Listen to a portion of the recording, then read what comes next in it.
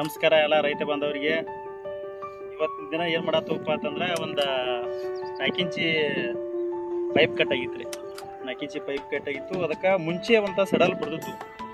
ಸಡಲ್ ಕೊಟಾರಿ ಕಂಪ್ನಿದ. ಇದು ಎರಡು ಕಡೆ ಓರಿಂಗ್ ಬರ್ತೈತೆ ರೀ. ಅದು ಎರಡು ಕಡೆ ಓರಿಂಗ್ ಬಂದಿದ್ದು ಬಡ್ದಿತ್ತು. ಅದೇನಾಯ್ತು ರೀ, ಪೈಪ್ಲೈನ್ ಸ್ವಲ್ಪ ಚಡ್ತಿ ಐತ್ರಿ. ಈ ಕಡೆಯಿಂದ ಒಯ್ತಿತ್ತಂದ್ರೆ ಆ ಕಡೆ ಸೇರ್ತೈತಿ, ಆ ಕಡೆಯಿಂದ ಈ ಕಡೆ ಸೇರ್ತಿ. ಅಡ್ಜಸ್ಟ್ಮೆಂಟ್ ಆಗತೈತಿ, ಅದು ಲೀಕ್ ಆಗಾಕೈತಿ. ಹಿಂಗಾಗಿ ಇದಕ್ಕಿಂತ ಇನ್ನೊಂದು ಬೆಟರ್ ಬಂದೈತೆ ರೀ. ಈಗ ಕೊಟಾರಿ ಕಂಪ್ನಿಯವ್ರು ತೆಗೆದವರು, ಆಮೇಲೆ ಸುಪ್ರೀಮ್ದವ್ರು ತೆಗೆದಾರೆ. ಹಾಕಿ ನೋಡ್ರಿ, ಸುಪ್ರೀಮ್ ರೀ ಅದ ಹಾಕಿವು. ಅದ ಏನಾಗತೈತೆ ರೀ, ಸಡಲ್ ಒಳಗೆ ಕಾಲರ್ ಬರ್ತಾವ್ರಿ. ಈಚೆ ಕಡೆ ಒಂದು ಕಾಲರ್, ಈಚೆ ಕಡೆ ಕಾಲರ್ ಬರ್ತೈತೆ ರೀ. ಒಂದು ಸೆಂಟ್ರದಾಗ ಓರಿಂಗ್ ಬರ್ತೈತಿ. ಓರಿಂಗ್ ಬರುತ್ತೆ, ಅಡ್ಜಸ್ಟ್ ಓರಿಂಗ್ ಬರ್ತೈತಿ. ಮತ್ತು ಅದ ಭಾಳ ಹಟ್ಟೋದು ಅವಶ್ಯ ಇಲ್ಲ ಇದಕ್ಕೆ.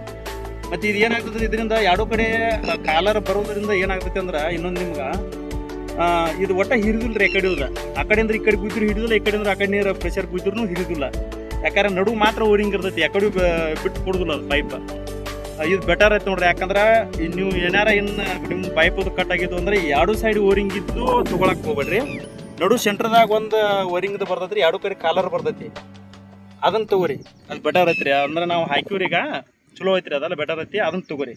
ಮತ್ತು ಇದಕ್ಕಿಂತ ರೇಟ್ ಒಂದು ಸ್ವಲ್ಪ ಪ್ರೈಸಾಗ ಸ್ವಲ್ಪ ಕಮ್ಮಿನೇ ಆಗತೈತೆ. ಅದನ್ನು ಅಂದ್ರೆ ಇದಕ್ಕೆ ಹೋಲ್ಸಕ್ಕೆ ಹೋದ್ರೂ ಕಮ್ಮಿ ಆಗ್ತೈತೆ ರೀ.